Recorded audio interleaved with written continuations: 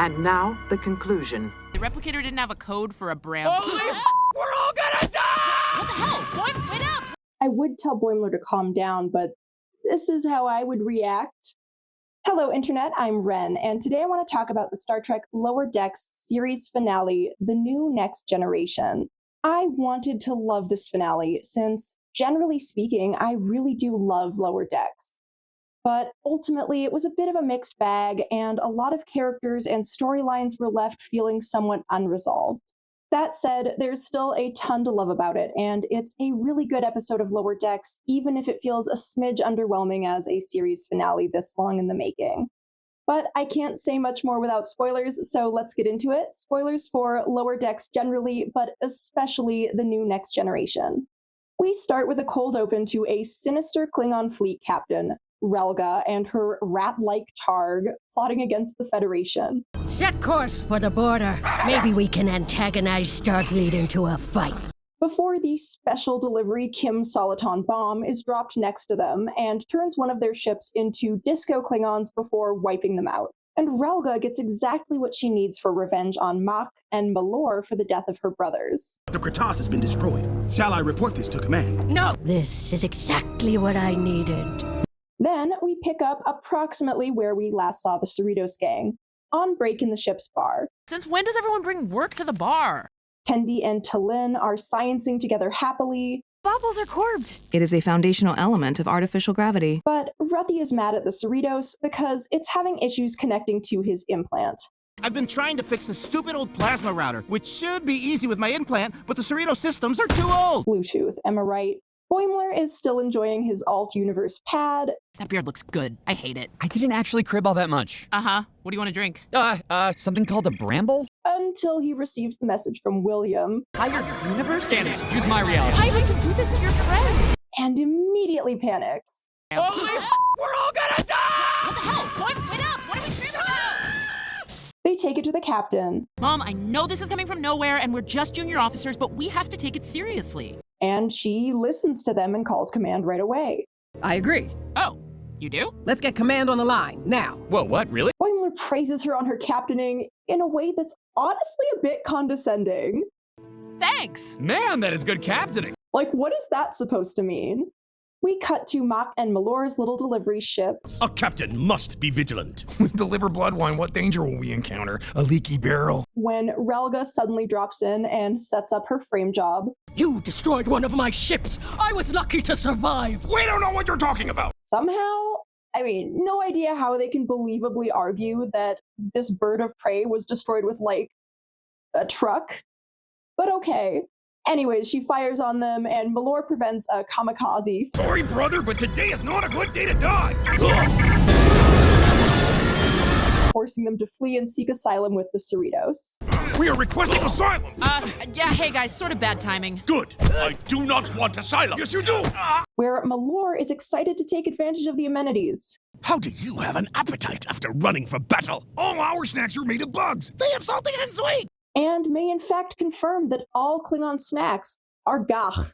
Command responds to the threat and informs them it's up to them to save the universe. It sounded like this was up to us. Unfortunately, it is. What? Why? Enterprise is en route, but there's no time. They're given adjustments to the shield to prevent them from changing into random things.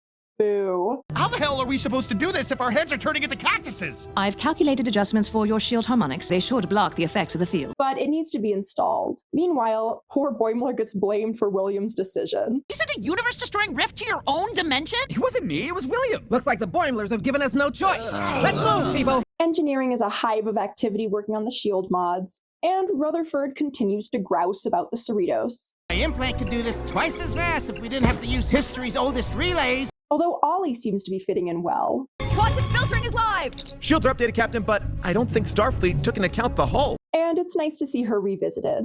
Would affect the hull, but the shield update should make sure that the crew is unaffected, so we'll all be fine! Relga shows up demanding the brothers back. We're harboring criminals! They would disagree. But Freeman isn't having it. Until she gets a message from Admiral Freeman telling her to give them up. They're murderers. I'm ordering you to immediately hand them over to Captain Relga. But Malor has disappeared, so they have to find him. The Klingons try to engage, but the Cerritos escapes and heads for the rift and enters it before the shield modifications are complete. Yay! Soliton energy's reacting with the duranium. Readings are getting freaky. All hands, brace for weird. So we get to cycle through various alternate Cerritoses. This episode is fantastic for the ship class nerds. The Klingons pursue them into the rift, but their variations are mostly not exciting. With the exception of the ancient barge a la Barge of the Dead, that is fantastic. Mariner, Boimler, and Mach look for Malor, and according to the alternate pad, Becky tried to hide Malor in that universe. Whoa. You actually found something? It's a log about Klingons seeking asylum. Becky Mariner's the one who hid them. What? But our Mariner really didn't do it this time. Honest. Oh, that doesn't mean I did. She was a piece of work. Where is my brother? I didn't hide it. Anyways, Rutherford continues to rage against the machine. I can't get any of the isolinear relays stabilized. Tendi and T'Lyn fight over solutions. Or to structural integrity. Negative. Disabling systems could damage resource conduits. Yeah, resource flow won't matter if we get blown up. But Tendi's focus shifts when Rutherford admits to falling out of love with the Cerritos. I think I'm falling out of love with the Cerritos. What? But there's so much more to fix. Maybe this is just a rough patch. Something that hasn't been set up this season or ever. But okay. Boimler smashes the pad to stop Mach from finding Malor, and Ransom reveals he hid him. This has gone too far. I hid Malor. What? Ha! I knew it. In what amounts to a surprisingly sensible move. Why? That message from Admiral Freeman didn't sit right. And Relga's a bully. I knew you had to follow orders, so I bought you time and some plausible deniability. Especially when it turns out there was no message from Admiral Freeman after all. Jinza, when the truth was uncovered. They're murderers. I'm ordering you to immediately hand them... They use Ollie to zip-zop the Klingon's shield. I really shouldn't have shared that shield update. Guess I'll just have to take it away. Resulting in their ship getting transformed into proto-Klingons and then exploding. And I guess that's that. Hope Ollie gets therapy for, single-handedly destroying a ship full of people. Anyways, the Cerritos gets back down to business, no longer hampered by Klingon interference. And Rutherford finds himself struck with a renewed wave of love for the Cerritos as the ship gets turned back to normal. Why couldn't we have changed into a bigger, better ship? There is no better ship. The Cali class rules. We're perfect for this. Because I guess the problem was his implant, and not the ship. Then I realized my problems aren't with the Cerritos. They're with my implant. Which also hasn't been set up at all. And is particularly weird if you consider that implants in Trek are typically disability representation, but okay. But he espouses the virtues of the Cali class. Callies were designed for all sorts of functionality. We can reconfigure systems better than anyone. And make some mods on the fly. And we get some really sick visuals in the Rift. And arguably the cutest moment in the entire series as Tendi and T'Lyn activate their science besties powers. Before, we had to prove ourselves. Now, we unite as... Science besties. Although it's Malor who ultimately saves the day, again, when he helps Mariner figure out how to contain the rift. On my farm, the river threatens to destroy your crops. You cannot stop it, but you can build a dam. And the result is a permanently open rift into other realities. Malor and Mach take over Relga's fleet with their dignified, normal-sized Targ, and Starfleet begins the process of setting up ongoing interdimensional exploration missions into the rift. Due to tachyons from the rift, the only starbase that can be stationed nearby is, of course, Starbase 80, whose older systems aren't impacted by the particles. We also see the crew of the Anaximander are still around, and Captain Freeman is leaving the Cerritos and ends up on Starbase 80 after all to oversee interdimensional travel. And Admiral Freeman goes with her. We get a sweet goodbye from the bridge crew.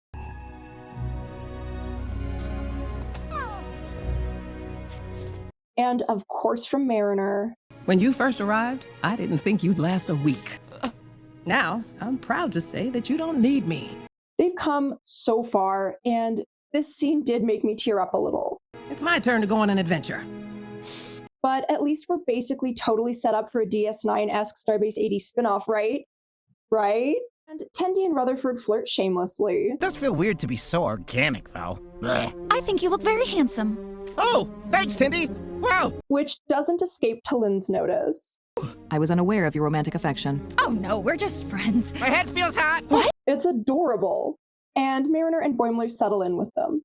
Mariner is mostly taking her mom leaving in stride. Mariner, come on, your mom's leaving the Cerritos. We had predicted you would express a negative reaction unfitting to the station of your rank. And she gives us a little voiceover and a montage of all the Cerritos crew going about their days. You know why Boimler's weird clone sent that cosmic wave at us? Because he knew we kick ass. The whole Cerritos crew is stacked with amazing officers.